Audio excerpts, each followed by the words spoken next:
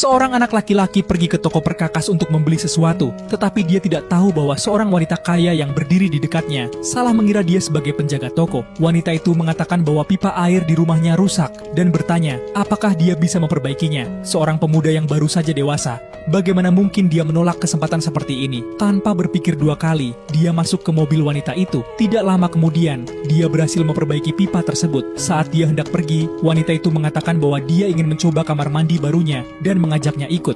Anak itu langsung setuju, dan mereka berdua menghabiskan waktu cukup lama di sana. Saat anak itu pulang dalam keadaan lelah, ibunya merasa ada yang aneh, tetapi karena anaknya sudah dewasa, dia tidak banyak bertanya. Malam itu, anak itu bersiap dan pergi menemui wanita yang sama lagi. Namun ketika ibunya melihat dia pergi bersama wanita yang lebih tua, dia menjadi khawatir. Wanita itu membawanya ke sebuah bar. Setelah beberapa saat, ketika dia pergi ke kamar mandi, seorang pria tiba-tiba berkata kepada anak itu, "Lari." Anak itu tidak mengerti apa-apa dan mengabaikan perkataan itu. Malam berlalu lagi. Keesokan paginya, ketika dia pulang, dia terlihat sangat kelelahan. Ibunya menjadi khawatir bahwa jika ini terus berlanjut, anaknya akan menjadi lemah.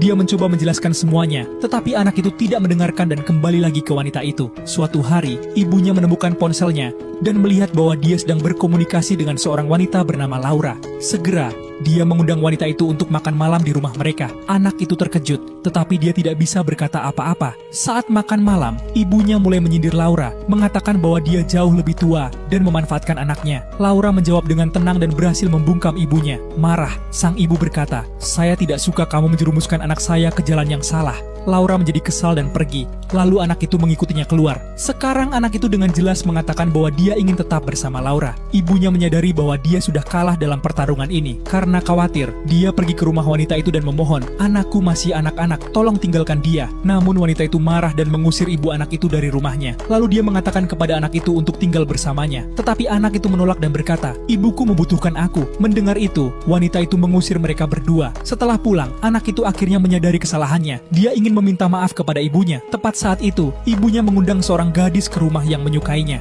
Dia ingin mereka berdua semakin dekat, agar anak itu bisa melupakan wanita tersebut. Anak itu setuju dan pergi bersama gadis itu.